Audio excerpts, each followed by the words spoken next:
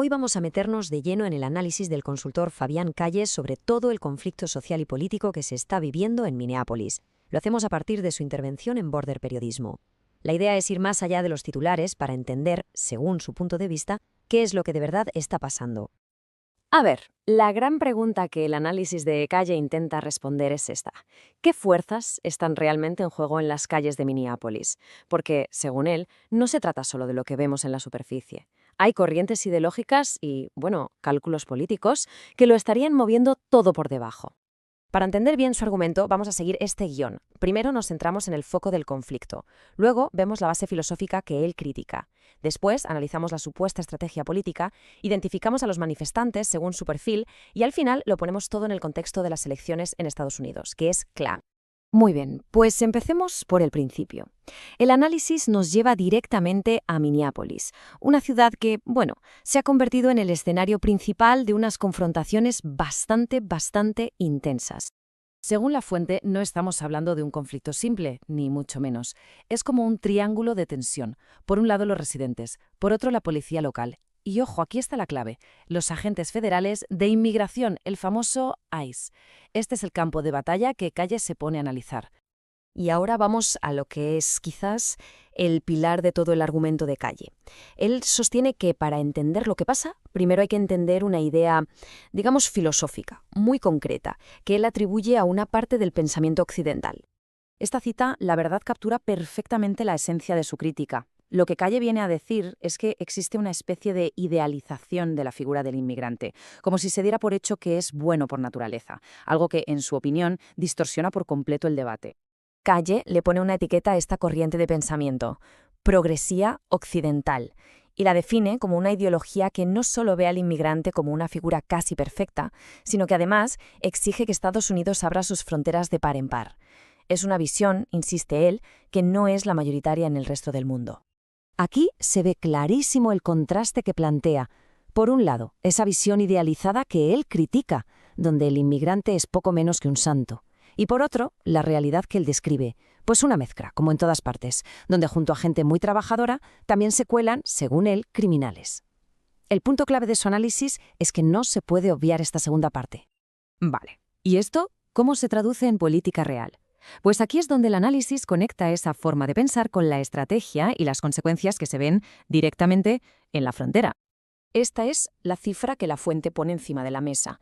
12 millones, el número de inmigrantes sin papeles que, según Calle, entraron en Estados Unidos en solo 4 años. Este dato es fundamental para hacernos una idea de la magnitud del fenómeno del que habla.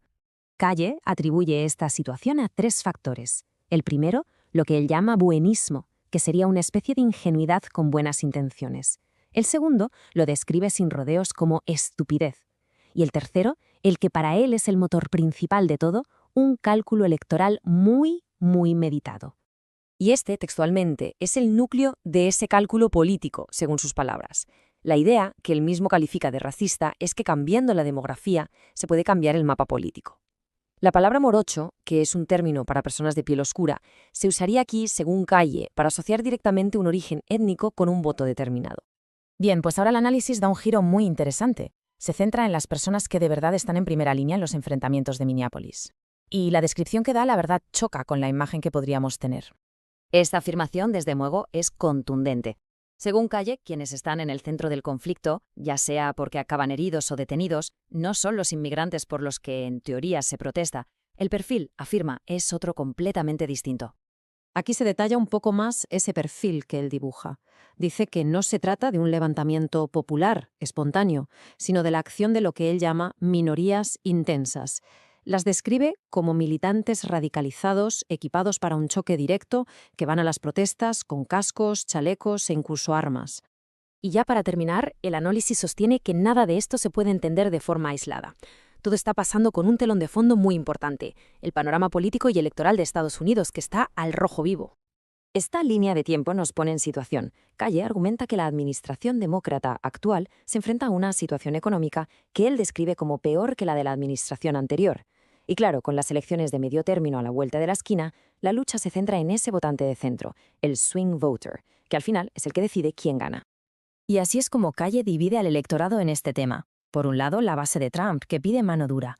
Por otro, la base demócrata, que apoya las puertas abiertas.